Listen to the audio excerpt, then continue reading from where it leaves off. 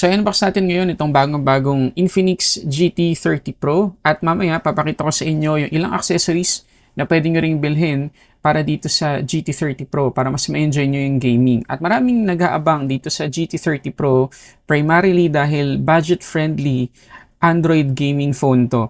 At hindi lang basta-basta gaming phone kagaya ng mga murang mga Android phones ngayon kasi ang ganda na ng specs ng phone na to para sa kanyang price. Abangan nyo yung official SRP ng phone na to sa full review natin sa YouTube. Dito sa box, wala naman tayong masyadong makikitang kakaiba maliban sa mecha yung design niya or pang gaming talaga.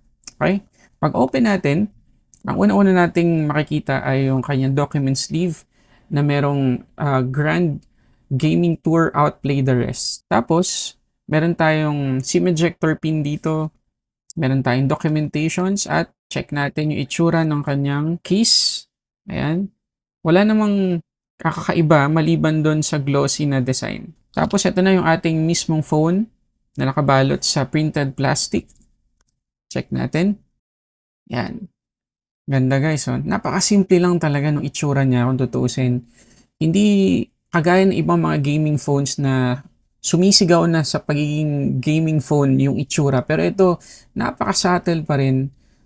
Napaka-decent. Ang formal pa rin na itsura kahit gaming phone siya. Ganda oh.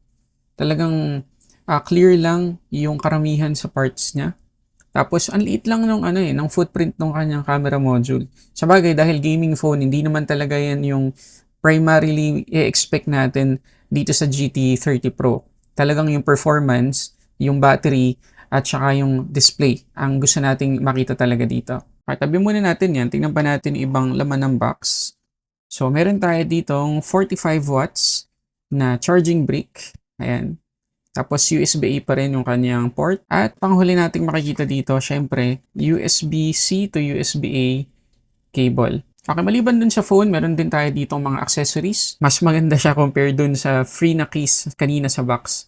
Okay, tapos, syempre, kailangan natin ng cooling fan. Ayan, ganyan yung itsura niya kapag may case. Ayan, pero exposed pa rin yung ating GT triggers. Tapos, lagay lang natin.